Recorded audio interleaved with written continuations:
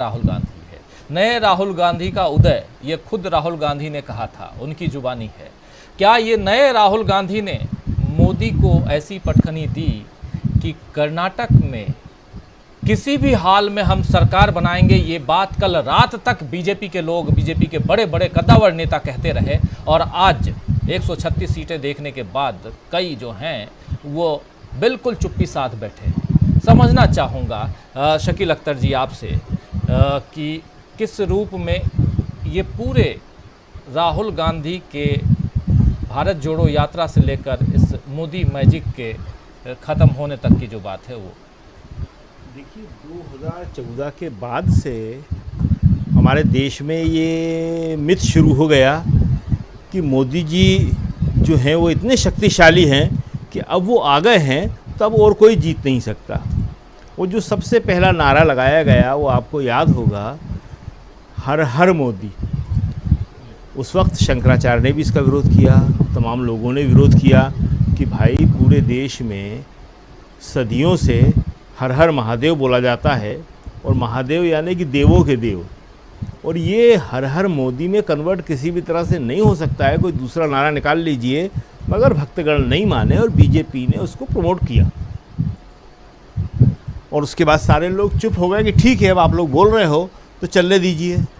तो स्थिति ये थी कि 2014 से मोदी जी के लोकसभा जीतने के बाद से बीजेपी का ग्राफ बढ़ता चला गया, और देखिए हुआ क्या कि 2017 में 78% जो देश की पॉपुलेशन थी उसके ऊपर जो है बीजेपी का शासन स्थापित हो गया था 2017 में। लेकिन 2017 में ही एक और बड़ी घटना हुई, राहुल गांधी का कांग्रेस अध्यक्ष बनना। और राहुल गांधी काम तो 2004 से ही कर रहे थे, लेकिन राहुल गांधी के खिलाफ एक ज़बरदस्त कैंपेन था कि राहुल गांधी जो हैं वो आधा समय काम करते हैं, आधा समय छुट्टी मनाते हैं, और राहुल गांधी के चरित्र हनन का वो सारा प्रयास किया गया जिससे कि किसी भी व्यक्ति को आप नुकसान पहुंचा सकते हैं। तो राहुल गांधी तो खैर इन सब चीज़ों की परवाह नहीं करते, मगर चूंकि मीडिया उनके हाथ में था तो देश की जनता पे थोड़ा बहुत असर होता है।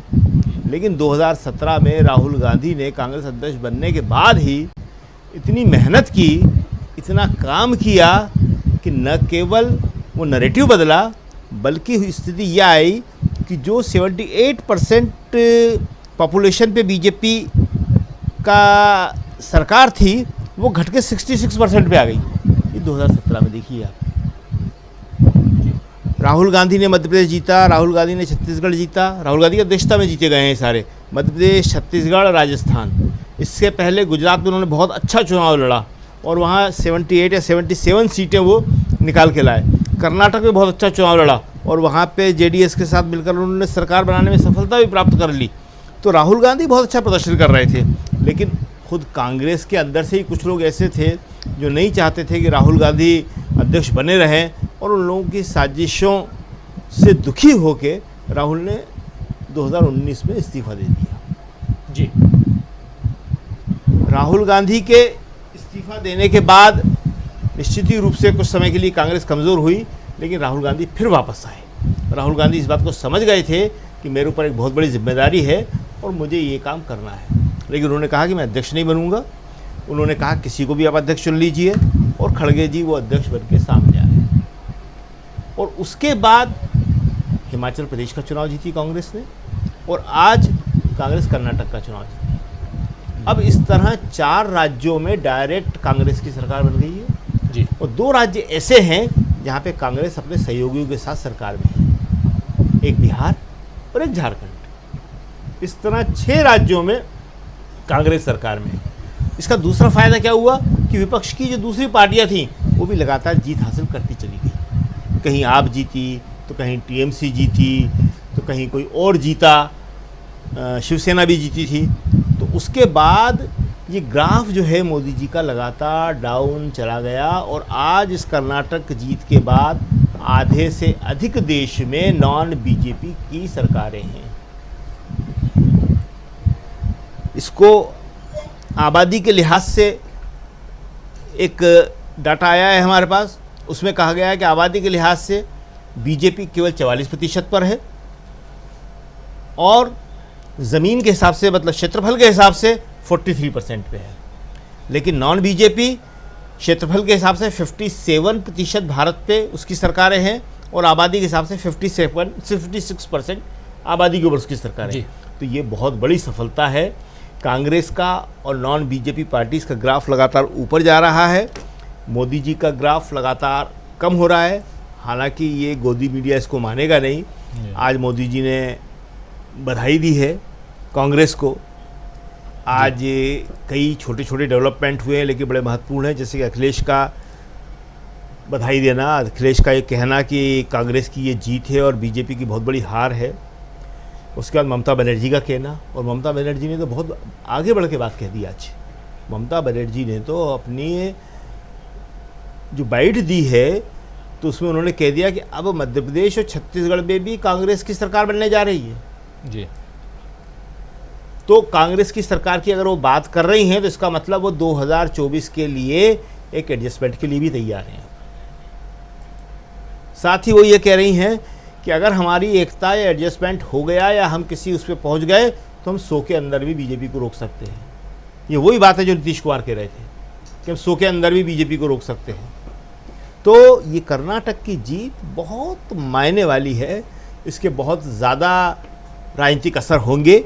आप देखते जाइए कि धीरे धीरे कितने असर होते हैं। अभी सरकार बनने दीजिए, अभी एक छोटा सा असर देखिए, छोटा नहीं है तो खैर काफ़ी बड़ा, लेकिन कर्नाटक में कांग्रेस जीत रही है और कुश्ती संघ को ओलंपिक एसोसिएशन बर्खास्त कर रही है।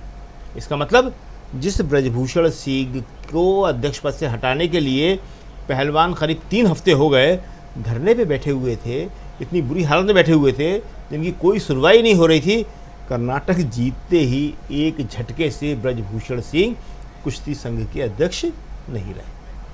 बड़ी खबर है, ये पहलवानों की जीत मानी जाएगी। और ये बहुत बड़ी खबर बता रहे हैं शकील अख्तर जी की जो ओलंपिक एसोसिएशन ने कुश्ती महासंघ को, भारतीय कुश्ती महासंघ को भंग कर दिया है। इसके साथ ही बृजभूषण शरण सिंह जो हैं उनका ये पद भी खत्म हो चुका है। तो पद से अब हटाए जा चुके हैं और ये बड़ी जीत जंतर मंतर पर बैठे उन तमाम पहलवानों के लिए। और इसमें कहीं ना कहीं जीत कांग्रेस की जो कर्नाटक में है वो मायने रखती है। प्रधानमंत्री नरेंद्र मोदी ने ट्वीट करके बधाई दी है कांग्रेस पार्टी को और उन्होंने कहा कि कर्नाटक विधानसभा चुनाव में जीत के लिए कांग्रेस पार्टी को बधाई। लोगों की आकांक्षाओं को पूरा करने के लिए मेरी शुभकामनाएं। कर्नाटक के लोगों की आकांक्षाओं को आप पूरा करें, इसके लिए मेरी शुभकामनाएं। प्रधानमंत्री नरेंद्र मोदी की तरफ से ट्वीट करके ये बधाई कांग्रेस पार्टी को। और अगर नहीं पूरा किए तो या पूरा करने में की राह में रहे और मौका मिल गया तो ऑपरेशन लोटस